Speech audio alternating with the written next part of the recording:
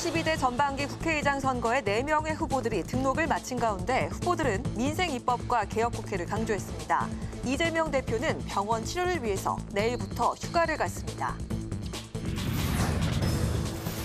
여당의 원내대표 후보자 정견 발표회에서 3명의 후보들은 당의 혁신과 통합을 강조했습니다. 임기를 마치는 윤재욱 원내대표는 22대 국회에선 협치를 실현하길 바란다고 당부했습니다. 취임 2주년을 맞은 윤석열 대통령이 내일 기자간담회를 갖습니다. 여당은 소통 의지를 높게 평가했고 야당은 민생회복지원금과 최상병 특검 수용에 대한 입장을 밝히라고 촉구했습니다. 정치 현장 바깥의 시각으로 정치권 핵심 이슈를 풀어보는 여의도 정치회전. 여당의 전당대회 연기 가능성과 맞물려 제기되고 있는 한동훈 전 비대위원장의 복귀설을 짚어보고 현재까지 법안 처리율이 36.6%에 그친 21대 국회 입법 성적표를 살펴보겠습니다.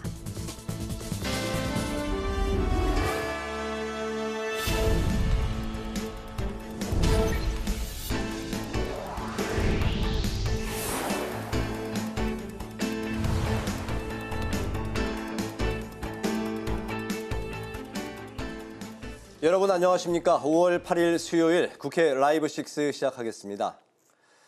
22대 국회 전반기 국회의장 선거는 6선의 조정식 추미애 의원과 5선의 우원식 정성호 의원의 4파전으로 치러지게 됐습니다.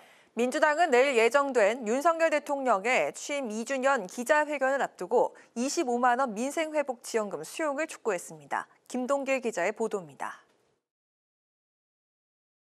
오는 16일 치러지는 더불어민주당의 국회의장 선거 후보자 등록 결과 6선의 조정식 추미애 의원과 5선의 우원식 정성호 의원이 입후보했습니다.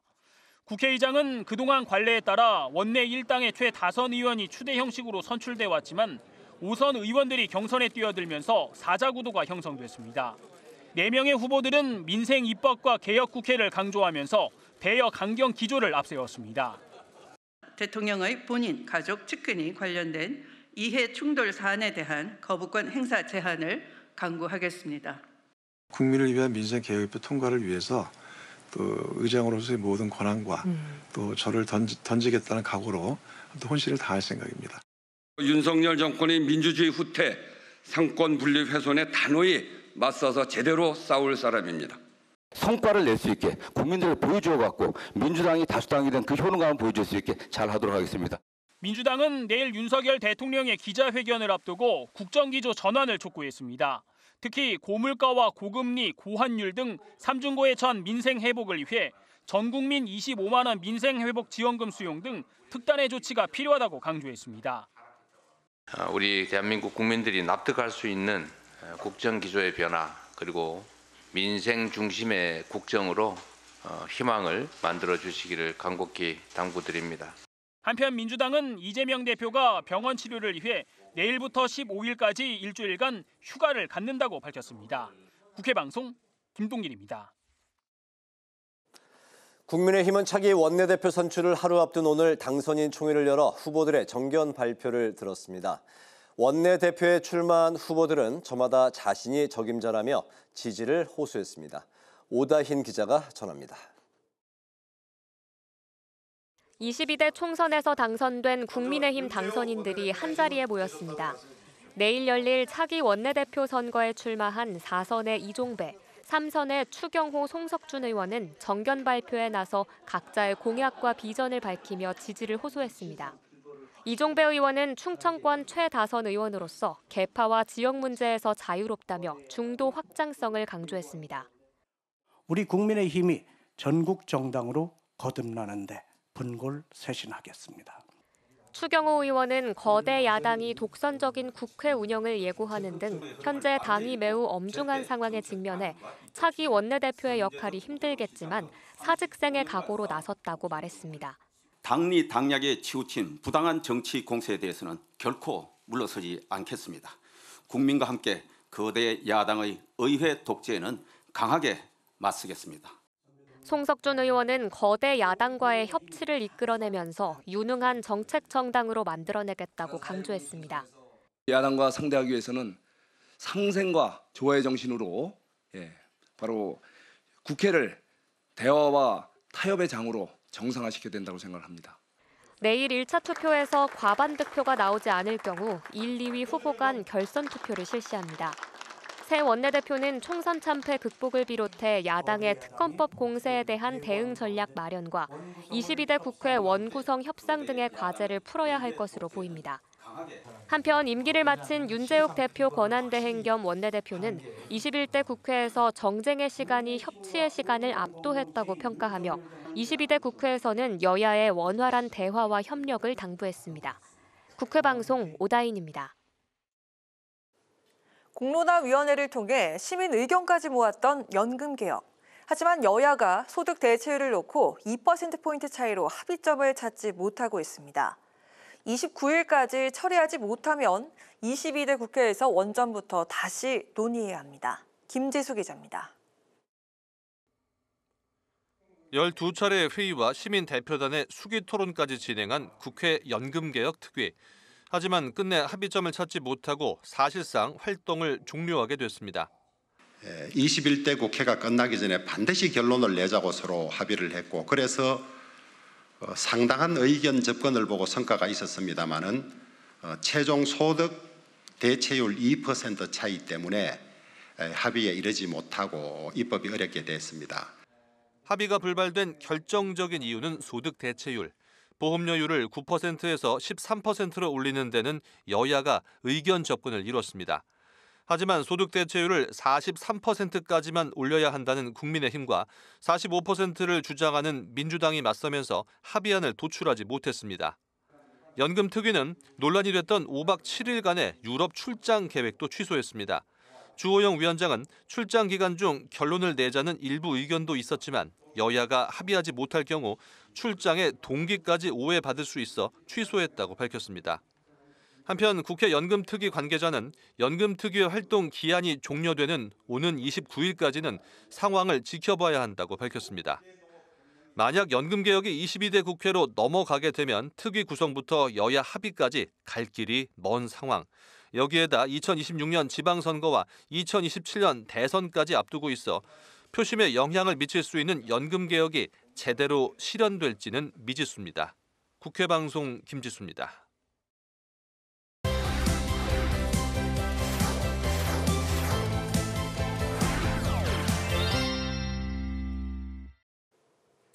이슈픽 서하당 개공기자와 함께 내일 열릴 대통령의 기자회견 관련 흐름부터 짚어보도록 하겠습니다. 서하당 기자 안녕하세요. 네, 안녕하십니까.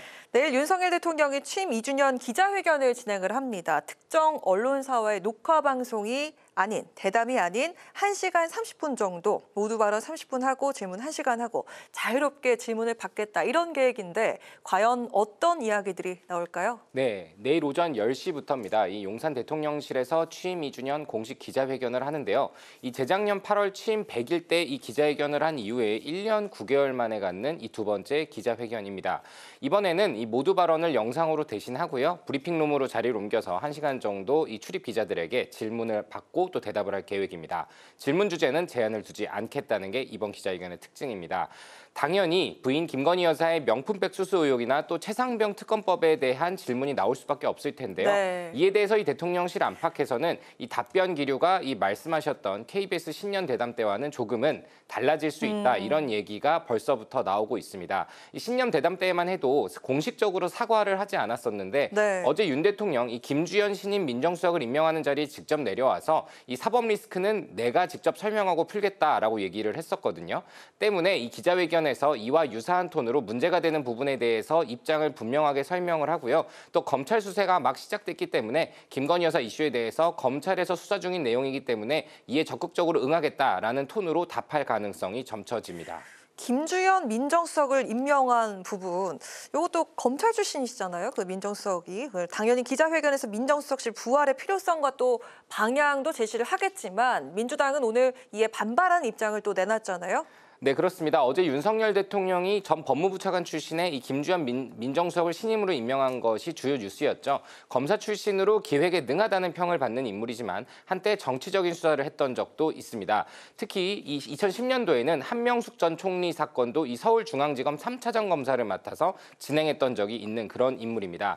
대통령실은 이 전번 영수회담 때 이 민정수석의 필요성을 야당으로부터 동의를 받았다라는 입장이고요. 또 민심 청취를 위한 역할로 적임자라고 설명을 했지만요. 민주당은 또다시 검사를 중용한 것에 대해서 지적을 했습니다. 이재명 대표는 오늘 당대표회의 때 이 내일 대통령이 기자회견을 하는데 국정기조 전환을 국민들이 원한다라면서 이 검사들의 독선 또 행패가 만연하고 있는 것 같다라고 에둘러 비판을 했습니다.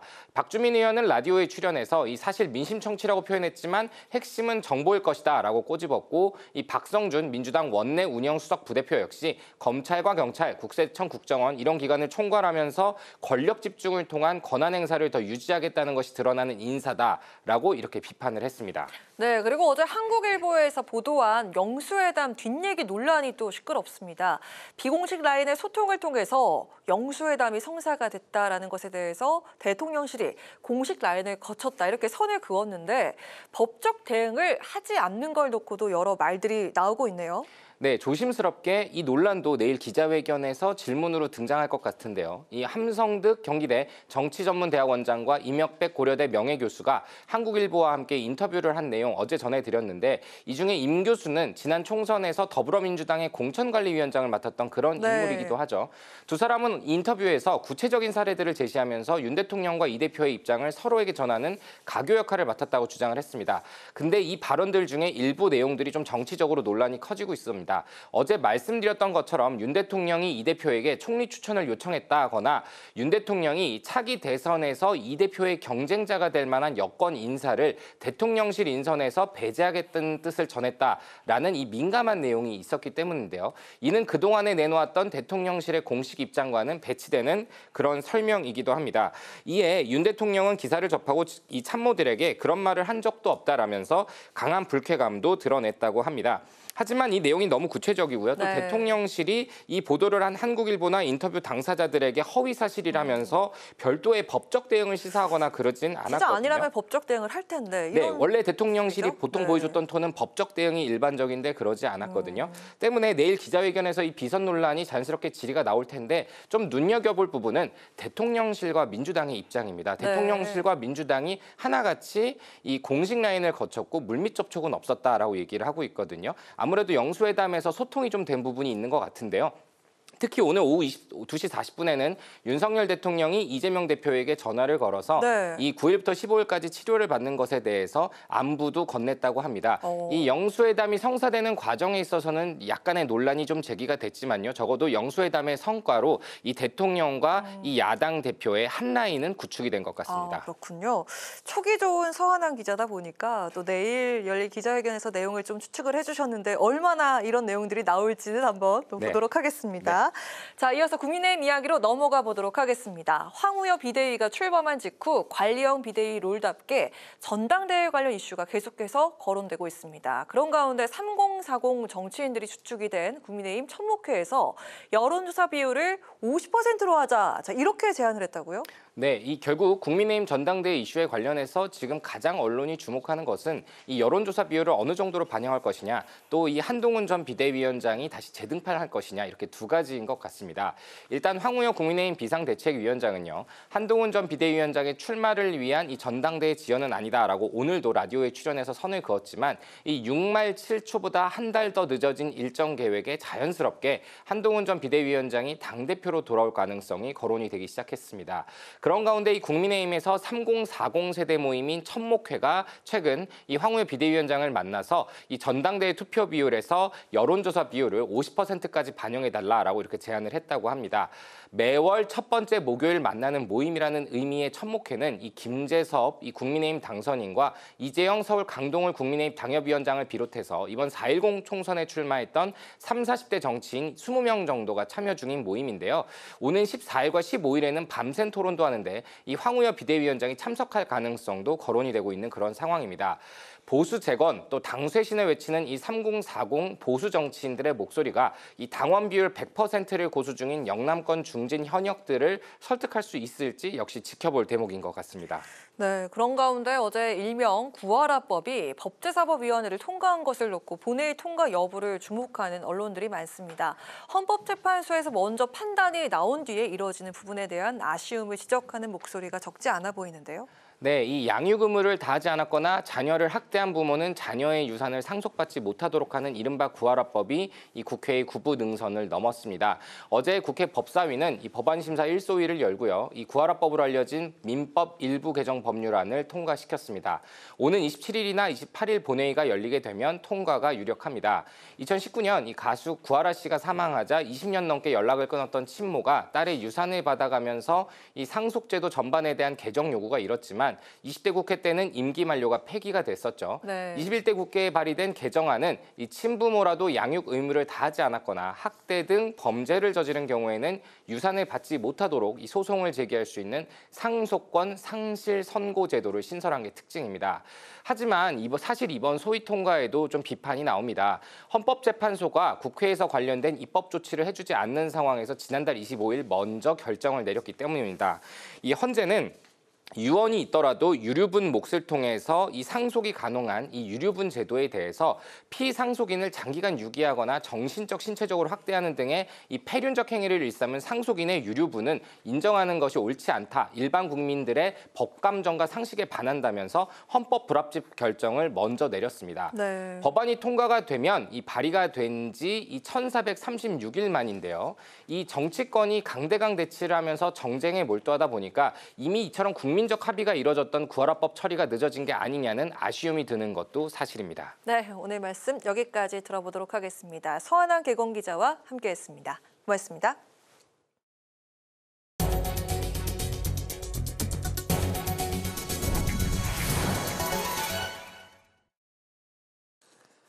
황우여 국민의힘 비상대책위원장은 보수 진영을 점검하고 더 결집해야 한다고 주장했습니다. 황 위원장은 오늘 라디오를 통해서 지난 총선 패배와 관련해 외연 확장을 도모하다 보수 내부 결집이 약해졌다는 지적에 공감한다고 밝혔습니다. 황 위원장은 보수의 가치를 공고히 한 다음 중도와 진보 진영을 설득해 나가면서 외연 확장을 시도해야 한다고 덧붙였습니다. 이재명 더불어민주당 대표는 검찰이 국정농단 수사 당시 최세원 씨 조카 장시호 씨를 회유했다는 의혹 보도와 관련해 검사 탄핵을 넘어 형사 처벌해야 할 중범죄라고 주장했습니다. 이 대표는 오늘 최고위원회의에서 법을 집행하는 당사자가 피의자에게 진술을 증언하라고 시킨 건 명백한 모해 위증 교사라고 지적했습니다. 그러면서 검사들의 행패가 아주 만연해 있다며 원내에서 각별한 대책을 세워달라고 덧붙였습니다. 개혁신당이 오늘 대전, 세종, 충청 합동연설회를 시작으로 본격적인 전당대회 레이스에 돌입했습니다. 개혁신당 전당대회는 전성균, 천강정, 이기인, 허은하, 조대원 후보가 경쟁에 나서 이 중 최다 득표자가 당대표를 맡고 차점자 3명은 최고위원으로 지명됩니다. 전당대회는 오는 19일에 개최되며 지도부 선출 방식은 당원 투표 50%와 여론조사 25% 그리고 대학생과 언론인 평가단의 투표 25%로 결정됩니다.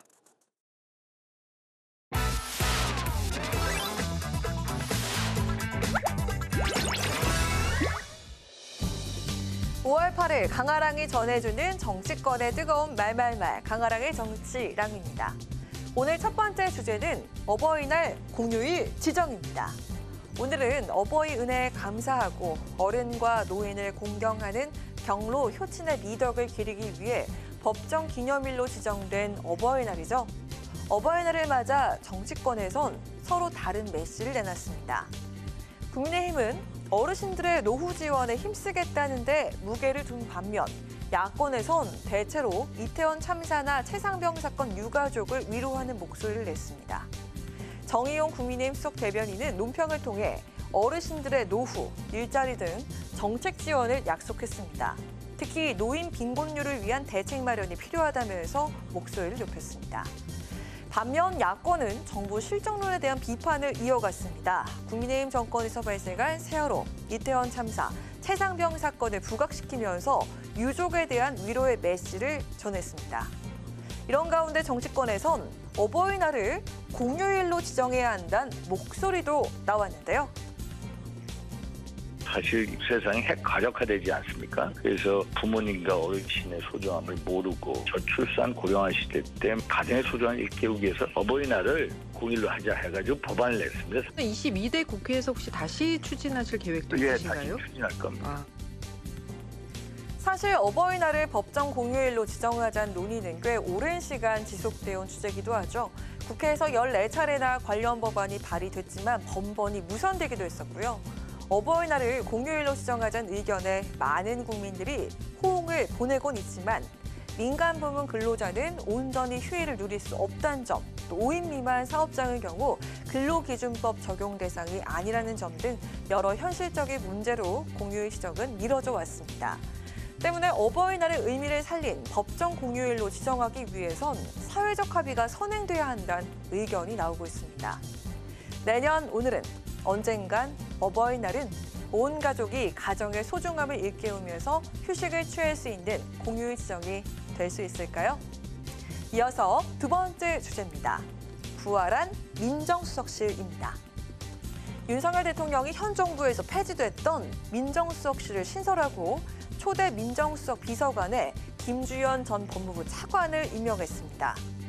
윤 대통령은 민정수석실 부활 이유에 대해서 이번 총선에서 참패하며 민심을 제대로 청취하지 못했다는 지적이 있었고 그에 대한 보완책으로 민정수석실을 부활하게 됐다고 밝혔습니다.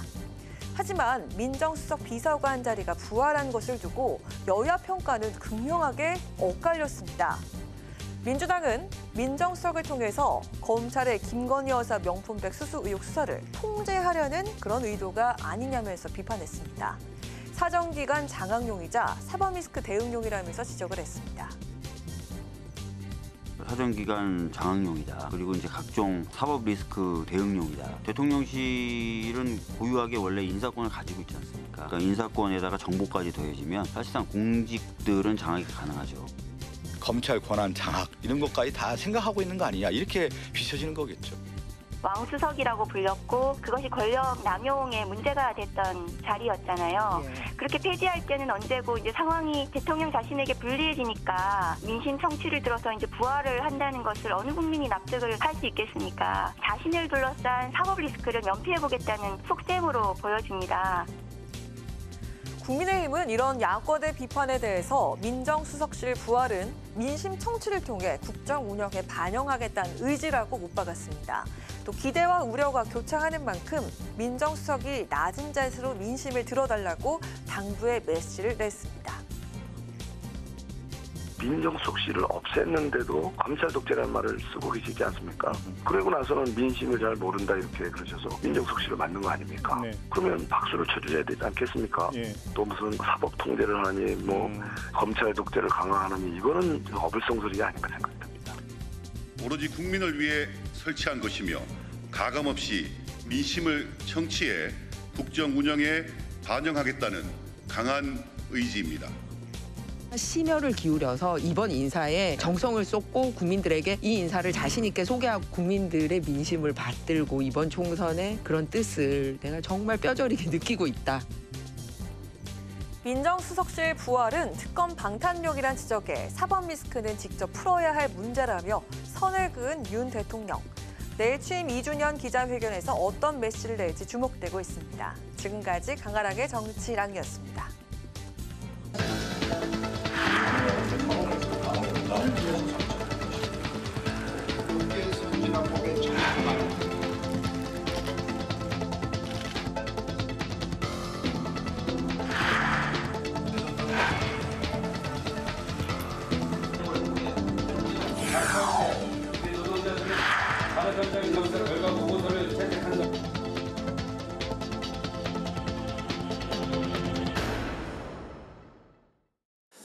네, 정치 현장에서 한 걸음 떨어져 보다 객관적이고 분석적인 시선으로 정치권의 쟁점을 들여다봅니다. 여의도 정치외전 최병천 전 민주연구원 부원장, 정호김 전 새누리당 의원 두 분과 함께하겠습니다. 어서 오십시오. 반갑습니다.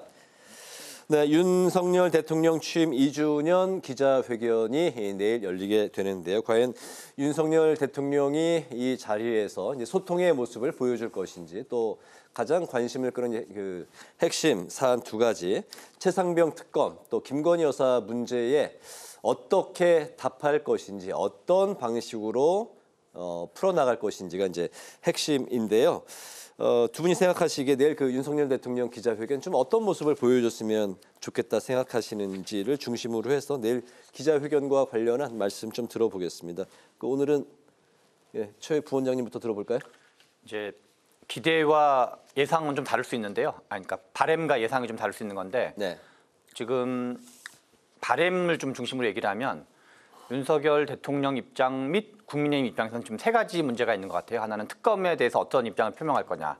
그리고 이제 당의 여러 가지 정무적인 문제, 특히 전당대회 룰 문제 같은 거, 뭐 대통령이 직접 얘기할 수는 없다 하더라도. 그리고 또 하나는 윤석열 대통령이 뭔가 이제 국정 운영을 제대로 하시려고 그러면 과거에 이명박 정부 같은 경우는 지지율이 많이 빠졌을 때 친서민 중도 실현 같은 걸 한 적이 있었거든요. 그래서 실은 정책 아젠다를 보강하지 않으면 집권 여당이라는 거는 정책을 매개로 지지율을 끌어올릴 생각을 해야 되는 거지, 지금 여러 가지 정무적 대응은 추가 하락을 막는 정도로 봐야 되고, 그런데 지금 현재까지 여러 가지 일련의 움직임을 보면 특검에 대해서 하냐 마냐 이런 얘기는 있지만 그래서 나라를 운영하는 사람 입장에서는 뭘 하려고 하는 건지 그 부분이 같이 좀 결합돼야지만 제가 보기엔 지지율이 만회가 되는데, 그냥 지금 여전히 그냥 특검에 대한 가부 얘기만 되고 있는 경향이 없지 않아 있는데, 다만 최근에 윤석열 대통령이 최근에 두 번을 등장했던 셈이거든요. 하나는 이제 의대 정원에 대해서 선거 직전에 한번 등장하셨고, 그리고 이제 그 선거 이후에 국무회의 생중계로 등장을 하셨는데, 두 번 다 이게 이제 지지자들이 보든 아니면 일반 국민들이 보기에는 저렇게 하면 좀 그런데라는 좀 이제 뭐랄까 좀 마이너스가 됐다 그럴까요? 그런데 이번에는 최소한 마이너스는 안 되는, 마이너스가 안 되고 뭔가 좀 플러스가 되는 걸 했으면 하는데 실제로 어떠실지는 좀 지켜봐야 되겠다는 생각이 듭니다. 최상병 특검, 김건희 여사 그 문제에 대해서는 좀 어떤 그 답변을 할 거라고 예상이 되십니까? 이제 실은 그 동안의 여러 가지 스탠스를 봤을 때 아주 전향적으로 나올 가능성은 좀 약하지 않을까 이런 생각이 듭니다. 그래서 지금 검찰에서 이제 수사를 하긴 했잖아요. 근데 이제 직무 관련성을 주기로 보겠다는 건데, 당연히 김건희 여사와 직무 관련성이 애매할 수 있죠.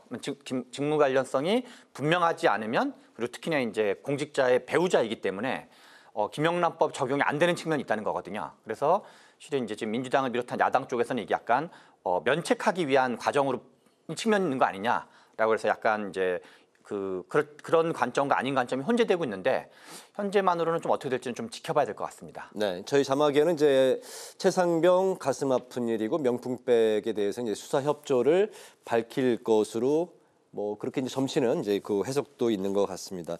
어쨌든 이제 뭐 뚜껑을 열어봐야 되지만 어쨌든 그 대통령실에서는 2년간의 뭐 그 소회 뭐 이런 질문 말고 본격적인 질문으로 바로 들어가자, 이렇게 이제 제안을 한 걸로 보면 기존과는 좀 다른 분위기의 그 질의응답 시간 1시간 정도 예정돼 있는데, 그 국민들이 많이 좀 기대하는 바도 있는 것 같습니다.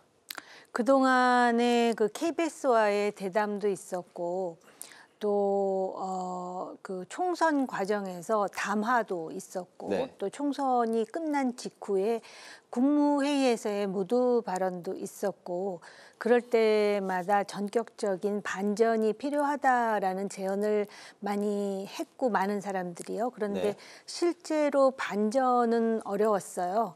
그리고 요번에 사실은 총선에 대패하는 이 과정에서 대통령실도 상당히 방어적일 수밖에 없는 그런 현실이 있는 것 같아요. 그래서 대증요법이 나올 가능성이 있다. 우리가 생각하는 이상의 반전은 없을 것 같고요. 예를 든다면은 최상병 문제에 대해서 마음이 아프다. 또 여사의 명품백 문제와 관련해서 적극 협조하겠다라는 것을 다시 해석하자면, 그 명품백과 관련해서는 지금 검찰이 수사팀을 다시 꾸렸잖아요. 네. 그러니까 수사에 협조하겠다라는 거는 특검을 받지 않고 지금 수사하고 있지 않느냐라는 완곡한 어법이라고 볼 수가 있고요. 최상병 문제와 관련해서도 마음이 아픈데 지금 공수처에서 열심히 하고 있으니 아마 조금 진전됐다 하면은 아마 이제 그 시한을 정해서 그때까지 공수처 수사 결과를 보고 생각만큼 기대만큼 진전이 없을 때는 특검을 수용하겠다. 이 정도만 되더라도 저는 상당히 전향적인 입장이라고 보거든요. 그래서 그런 정도를 기대하고 있습니다. 네, 관련해서 이제 지금 이제 검찰에서 검찰총장 지시로 김 여사 그 명품백 그 문제 관련해서는 한 달 안에 수사를 이제 끝낼 것을 지시를 했습니다. 이게 이제 내일 기자회견 뭐 포함해서 대통령 측과 이제 대통령실 측과 좀 약속대련 아니냐 이제 그런 이야기도 좀 약간 부정적인 좀 의혹의 그런 시선도 있는 것 같습니다. 어떻게 보세요? 그게 참 애매한 게요. 지금 검찰총장의 임기가 이제 9월이 끝나거든요. 그럼 몇 달 안 남았어요. 네. 근데 이제 검찰들이 그동안에 어떤 역대 정권이든 정권으로부터 자유롭지 못했고 심지어는 아주 극단적으로 권력의 신여라는 그런 비난까지 받지 않았습니까? 그런데 이번에는 검찰 출신의 대통령 정부였잖아요. 네. 그런 상황에서 과연 이 검찰의 어떤 존립 근거 내지는 존재 이유에 대한 고민이 있을 겁니다. 그렇기 때문에 지금 그 이재명 대표가 가지는 그런 사법 리스크뿐만이 아니라 대통령 부인과 관련된 문제에 대해서도 중립적으로 하겠다라는 의지를 표명했는데 그러면 이제 대뜸 나올 수 있는 반박이 뭐냐면 그렇다면 왜 5개월 전에 진작 못하고 지금 하느냐 이런 얘기가 나올 수 네. 있고 여기에 지금 뭐 한 달 내로 끝내라 이렇게 하다 보면은 약속대련 아니야라는 또 의구심을 품기에 충분하죠. 그런데 제가 볼 때는 이게 뭐 서로 뭐 너 이렇게 하고 나 이렇게 하고 이렇게 약속을 해서 했다라기보다는 지금 검찰은 검찰대로 검찰 조직의 이해라는 것도 있고 검찰의 존립 근거라는 것도 있기 때문에 이렇게 하되 또 이것 자체가 어떻게 보면 특검을 막아주는 역할도 하고 있지 않습니까? 네. 특검 하기 전에 지금 검찰 수사한다잖아 이렇게 반박할 수 있는 논리를 제공하니까요.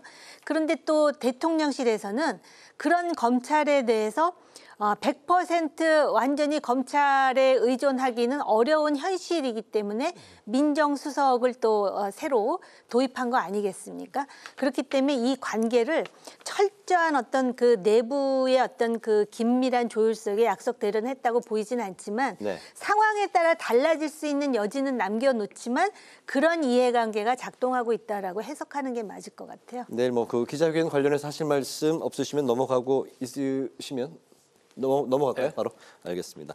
지금 여당에서 많이 언급되는 이름이 바로 한동훈 전 비대위원장인데요. 황우여 비대위원장이 전당대회를 좀 연기해서 8월까지 연기할 수 있다 이렇게 이제 언급한 걸 두고 한동훈 전 위원장의 등판을 위해서 시간을 좀 벌어주는 거 아니냐 더불어서 복귀설이 나오고 있는 이유입니다. 한동훈 전 위원장이 그 이상민, 김영주 의원 등과 접촉을 하는 행보도 주목을 받고 있는데요. 한동훈 전 위원장의 당권 도전 가능성 좀 어떻게 보실까요? 지금은 가능성이 점점점 높아지고 있다고 볼 수가 있는데요. 네. 말씀하신 대로 이거를 의도했든 아니든 연기하는 것도 유리한 걸로 볼 수가 있고요. 왜냐하면 이제 총선 패배가 아무래도 시간이 지나면 지날수록 좀 잊혀지는 게 있잖아요. 그리고 또 하나 가장 좀 유력한 어떤 걸로 보는 이유 중에 하나는 윤석열 대통령 쪽에 가까운 쪽 분들, 이제 소위 친윤이라고 불리는 분들이 한동훈 전 비대위원장에서 약간 비판적인 입장이 좀 더 많아지고 있거든요. 그래서 한동훈 전 비대위원장 입장에서 이렇게 좀 뭔가 이렇게 공격적이고 비판적인 게 많아지는 분위기에서 그냥 뭐 쉬고 가면은 과연 이후에 어떤 여건에서 그러니까 이 뭔가 복귀하기 위한 여건 자체가 갈 수 있는 건지 네. 그렇기 때문에 이번에 출마해서 당을 뭔가 수습하는 거를 겪지 않으면 당 차원에서도 뭔가 이렇게 넓게 보면은 기존과 별로 다르지 않은 네. 어떤 뭐 누군지 모르겠지만 새로운 당대표가 됐을 때 그리고 한동훈 비대위원장 입장에서 방어하기 위해서라도 뭔가 이렇게 좀 적극적으로 나서지 않으면 그런 두 가지 요인 때문에 점점 출마 가능성이 높아지고 있지 않나 싶습니다. 출마 가능성이 높아지고 있는 그런 이제 뭐 가능성 그 예상을 이제 하고 있는 그런 관측이 많은 가운데도 여기저기서 이제 또 그 비판의 목소리가 나오고 있는 것 같습니다. 홍준표 시장은 비대위원장이 이제 당원 당규에 손대는 건 월권이고 재차 또 여러 가지 조금 전까지도 바로 또 새로운 SNS의 비판의 그런 이제 글을 또 올렸는데요. 윤재호 원내대표는 6말 7초로 전당대회를 빨리 해야 한다. 이거 이제 한동훈 전 위원장의 등판에 대해서 이제 또 부정적인 그런 입장을 표명한 걸로 해석이 되고 있습니다. 어떻게 보십니까? 그 내용을 이렇게 이제 분석을 해보자면 지금 윤재호 원내대표나 홍준표 시장은 당 전당대회를 빨리 열어서 당 대표를 빨리 그 이제 새로 취임하도록 해야 된다라는 거거든요. 네. 그거는 어떻게 보면 대통령실과 이해관계가 같이 맥이 같다라고 보여져요. 그러니까는 한동훈 위원장 체제는 안 된다라는 함의를 품고 있는 것이고요. 그리고 그 외에도 뭐 윤상현 의원이라든지 또 유승민 전 의원 같은 경우도 한동훈 위원장에 대해서 상당히 그 유보적이거나 또는 견제하는 목소리를 내거든요. 이거는 왜냐하면 자기들도 당권에 대한 의지가 있기 때문에 네. 그런 이야기가 표출될 수밖에 없는 구도죠. 그러면 이제 한동훈 위원장 입장에서는 무엇이 맞는가? 사실은 팬덤이 굉장히 넓습니다. 그리고 요번에 어떤 사람들은 그렇게 얘기하잖아요. 총선 지원하라 그랬더니 자기 대선 선거운동 했다라고 그렇게 얘기하는 사람도 있을 정도로 요번에 그 전국을 다니면서 본인의 인지도와 그 팬덤을 굉장히 넓혀놨 단 말이죠. 네. 그런데 폐장이 되면서 이게 이렇게 줄어들고 있는 상황이에요. 그러니까는 본인이 그러면은 폐장으로 남았다가 보궐선거에서 재기를 모색할 것인가 아니면은 지금 어찌됐든 대통령의 지지도가 추락하는 상황에서 총선에서 졸지에 폐장이 됐지만 결정적인 책임은 내게 없다라는 거를 다시 한번 어필할 것인가의 선택이 남아 있어요. 그렇기 때문에 만약에 한동훈이 요번에 나선다 그러면은 국민의힘 자체는 엄청난 주목을 받기는 할 거예요. 그리고 대중의 관심을 받고 그런데 이제 과연 지금 당 전당대회에 나가서 그 다음에 당 대표가 된다면 그 다음에 이제 당과 정의 관계는 말할 것도 없고 네. 야당으로부터의 압박을 당 대표로서 어떻게 수성할 것이며 그 다음에 대선 준비를 해야 되잖아요. 그게 나을지. 아니면은 패장으로서 책임을 지는 차원에서 재충전을 한 다음에 내년 보궐선거를 계기로 나서는 게 맞을 것인지. 근데 지금 이대로의 상황이 계속되면은 국민의힘에서 보궐선거에 누가 나오더라도 승산이 없겠죠. 네. 그런 상황입니다. 그렇군요. 등판 여부는 전당대회 시기와 매우 밀접하게 연관돼 있다. 그렇게 보십니까? 왜냐하면은 등판이 미뤄지면 지금 당장 나오면은 아니 자기 때문에 졌는데 뭐 2조 심판해가면서 어찌됐든 본인 때문에 지지 않더라도 국민의힘에 책임을 져야 될 사람은 비대위원장이잖아요. 근데 네. 이게 이제 시간적으로 여유가 있다 보면 많이 희석이 되고 지금 여전히 보수 지지층에서 한동훈을 원하는 사람들이 꽤 있더라고요. 그러니까 시간이 조금 길어지면 본인한테 유리하다라고 생각할 것이고 다른 사람들도 그런 생각을 하니까 네. 홍준표 시장이나 윤재호 원내대표나 반발하는 거죠. 현재 가능성은 한 어느 정도 보세요? 나온다면은 될 가능성이 높고요. 만약에 나오지 않는다면 아마 나경원 당선인의 조직이 꽤 세다고 지금 그렇게들 얘기하고 있어요. 그리고 사실은 이제 이걸 당심과 민심 비율을 어떻게 하느냐 이렇게 얘기를 하는데 네. 당심으로 보더라도 한동훈 위원장의 그 지지가 결코 떨어지지 않아요. 당심만 하더라도. 네. 알겠습니다. 여당이 내일 또 원내대표 선거도 앞두고 있는데 오늘 새 후보의 정견 발표가 있었습니다. 이제 3파전으로 이제 그 압축이 됐는데 이종배, 추경호, 송석준 의원 모두가 이제 친윤파로 분류가 되고 있는데 하지만 개파색은 옅은 편이고 영남권 의원이 59명, 초선 44명의 표심이 이제 어디로 향할지 뚜껑을 열어봐야 되는 상황인데 원내대표 선거 전에 핵심 포인트 그리고 내일의 결과 어떻게 예상을 하실까요? 지금 이 세 분 모두가 관료 출신이기도 하시고 넓게 보면 이제 친윤이기도 하셔가지고 네. 그 어느 분이 되든 간에 별로 이렇게 큰 게 없을 정도의 어떤 뭐랄까 이렇게 뚜렷하지 않다 그럴까요? 차별점이 네. 그리고 쟁점이 또 역시 뚜렷하지 않고 다만 이제 인지도 면에서는 아무래도 추경호 경제부총리를 하셨던 분이 가장 이제 유리한 면이 있기 때문에 확률적으로 좀 이제 높지 않을까 이런 생각이 들고 오히려 이제 이번 원내대표 선거의 관전 포인트는 이철규 전 사무총장이 안 나왔다. 이게 그냥 오히려 관전 포인트로 되면서 좀 넘어가는 분위기 아닌가 이렇게 싶습니다.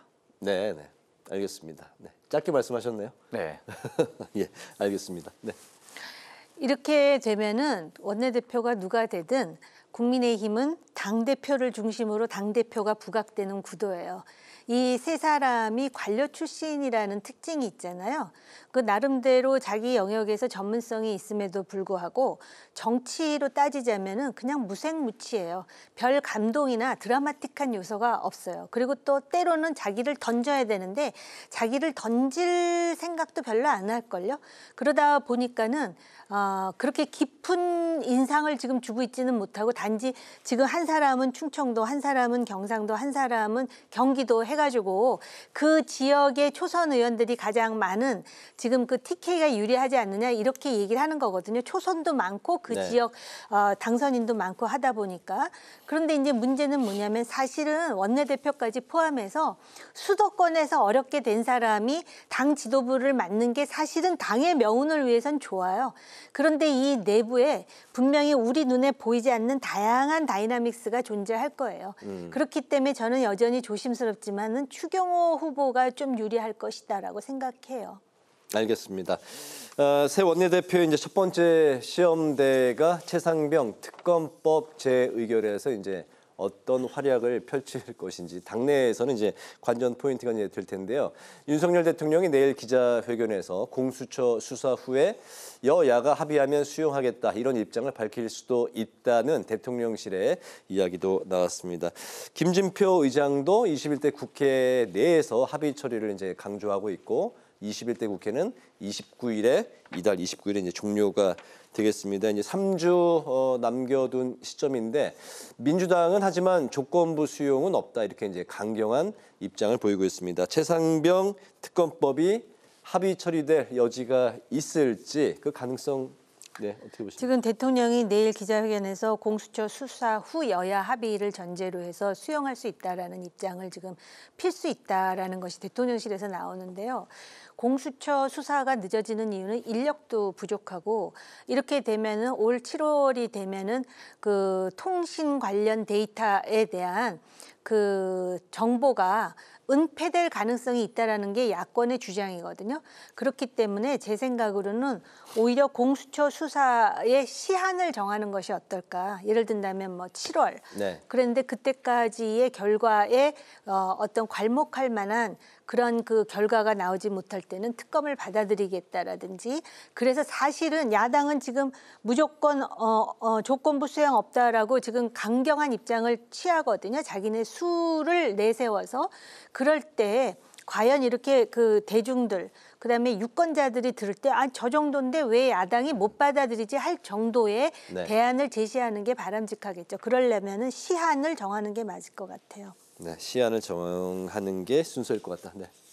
그런데 이제 실제로 하나는 시한 문제도 있을 수 있는데요. 또 하나는 이제 이재명 대표가 이제 추천권을 많이 행사하는 구조로 현재는 되어 있기 때문에 그 부분도 윤석열 대통령 및 국민의힘 쪽에서는 상당히 부담스러울 거거든요. 네. 그래서 그런 이제 어떤 이미 이번에 통과되는 과정에서 검사, 특별검사에 대한 지명권 자체가 국민의힘 쪽에서 보기엔 너무 편파적이다. 기존의 관행과 좀 어긋난다라고 생각하는 부분이 있어서 여러 가지 방식으로 좀 명분 있는 회피를 하되 현행 것을 받아들일 가능성은 좀 상당히 낮아 보이지 않나. 그래서 결과적으로는 이제 일정한 시점에 이러저러 명분을 하다가 거부권을 행사할 가능성이 이제 그 약간 시일의 차이가 있지. 그게 네. 가장 유력하지 않나 싶습니다. 대통령이 그렇다면 이제 10번째 거부권을 행사할 가능성이 이제 농후하다 그렇게 보시는군요. 그렇죠. 그리고 이제 그렇게 해서 22대 국회로 가면 네. 국회 선진화법에 의하면 대략 이러저러 결차를 거치면 11개월 정도 걸린다고 볼 수가 있거든요. 네. 그러면 실은 약간 11개월 어치는 약간 시간을 좀 버는 측면이 있다 그럴까요? 그래서 그런 식으로 약간 명분 있는 뭐 완전히 명분은 안 되겠지만 상대적으로 그런 식으로 대통령실이 대응할 확률이 가장 높지 않을까 싶습니다. 네, 22대 국회로 넘어갈 가능성이 높다. 가장 높다라고 보고 있습니다. 그 재표결로 넘어가면 어떻게 예상하세요? 재표결로 가면은 이제 실은 이제 국민의 입장에서는 피하고 싶은 이탈표 것인데요. 15표 정도 나오면 뭐 가결될 수도 있다. 지금 이런 예상이 나오고 있지 않습니까? 약간 이제 정말로 까봐야 하지 않은 상황이 될 것 같은데요. 네. 왜냐하면 이제 그 중에는 떨어진 분들도 있고 그리고 또 굳이 뭐 이것도 가결하는 거 찬성할지의 여부도 있기 때문에 물론 그리고 일부 소신파를 밝히는 분들도 있긴 하지만 아무래도 이 가결이 되는 거는 일종의 파장이 상당히 크다고 볼 수가 있거든요. 그래서 국민의힘에서 과연 그 정도로 뭐 기계 있게 할 만한 분들이 얼마나 될까 몇몇 지금 표명한 분들이 있지만 그런 분들 되게 소수라고 봐야 되거든요. 그래서 굳이 뭐 확률적으로 보면 이제 재의결이 될 확률도 높아 보이진 않는다. 안철수, 김웅, 이상민 의원은 찬성표를 던질 것이다. 뭐 이런 이제 입장 표명을 공식적으로 이제 밝혔는데 그렇다면 재표결 결과 좀 어떻게 나올까요? 지금 그 비밀 투표, 비공개 비밀 투표이기 때문에 이거는 좀 단정하기가 쉽지 않아요. 물론 김웅이나 이상민, 뭐 안철수 그런 분들은 아마 찬성표를 던질 가능성, 특히 안철수 의원 같은 경우는 그렇긴 한데 그렇게 해서 10여 표를 더 얻어야 되는 거거든요. 민주당이. 근데 과연 그 10여 표가 그렇게 쉽게 확보될 것인지에 대해서 저도 판단이 잘 안 섭니다. 왜냐하면은 지금 보면은 이 보수 정당의 일련의 관성인지는 모르겠지만 이렇게 뭔가 이렇게 그 반골적인 행동을 하는 것에 대해서 굉장히 주저하는 그런 성향들이 있어요. 반골적인 성향을 드러내는 것에 대해서 굉장히 보수적이군요. 주저하죠. 그렇기 때문에 그리고 아마 이제 이거 자체가 지금 민주당이 그 민주당의 민주당을 지지하는 뭐 유튜버들이 최상병 문제에 대해서 그 이야기를 하는 방송을 잠깐 본 적이 있는데 과연 이들은 최상병의 죽음에 대해서 얼마만큼 안타까워하고 진실을 규명하고자 하는 의지가 있는가 아니면은 단지 이게 정치적으로 중요한 활용거리라고 생각해서 마치도 샴페인을 터뜨리기 일보 직전의 그런 그 태도라든지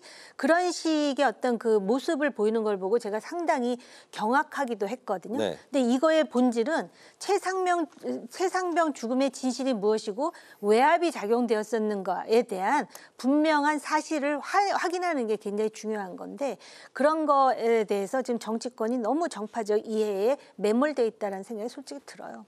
알겠습니다. 21대 국회 막판까지 협치를 보기가 이제 쉽지 않은 상황입니다. 어제 국회 환노위가 야당만 참가한 가운데 회의가 이제 반쪽짜리로 진행이 이제 되기도 했는데요. 21대 국회의 법안 처리율이 36.6%, 16,000건이 넘는 법안이 폐기될 위기에 처했습니다. 문제는 22대 국회에도 21대 국회와 비슷한 그런 모습이 좀 많이 재현이 되지 않을까 이런 우려의 목소리, 시선들이 존재하고 있는 건데요. 부원장님, 마지막 한 말씀 들어볼까요? 제가 입법 보좌진 강의 같은 걸 이제 가끔 할 때가 있는데요. 국회가 19대 국회는 대략 한 19,000개 가까이 발의하고 21대 국회는 21,000개 가까이를 발의하고 완전히 떨어지진 않지만 그런 식으로 계속 늘어나고 있어요. 그래서 실은 역대 법안 발의 통과율을 보면 대략 한 35% 내외 정도가 나와요. 그래서 이번 21대 국회가 현저하게 떨어지는 걸로 보긴 좀 어렵다. 그리고 실은 약간 정부 발의 입법은 좀 아무래도 이제 어떤 이제 그 퀄리티라든가 이런 게 좀 다르긴 한데 의원 발의 입법은 좀 약간 안 그런 것도 꽤 많이 있는 게 사실이거든요. 그런 점에서 이번 국회가 특별히 더 낫다고 하기는 어렵고 다만 지금 이번 국회의 이제 후반부의 특징은 오히려 정부가 추진한 아젠다가 좀 많이 약하다. 역대 정부는 보수 정부든 진보 정부든 뭔가 정부 추진 입법이라든가 정부 추진 아젠다들이 많았는데 윤석열 정부 들어가지고는 3대 개혁을 얘기하고 있긴 하지만 이번엔 뭐 오늘 연금개혁 특위가 최종적으로 무산된 것처럼 연금개혁 특위도 뭐 정부가 뭘 열심히 하기보다는 약간 국회한테 떠넘긴 측면이 매우 강하거든요. 그래서 이 뭔가 우리가 민생 입법 얘기하지만 그래서 정부가 하고 있는 민생 입법이 뭐가 있지 떠올리면 마땅한 게 별로 없어요. 그래서 그런 부분들 좀 보강할 필요가 있어 보인다고 생각이 듭니다. 네네.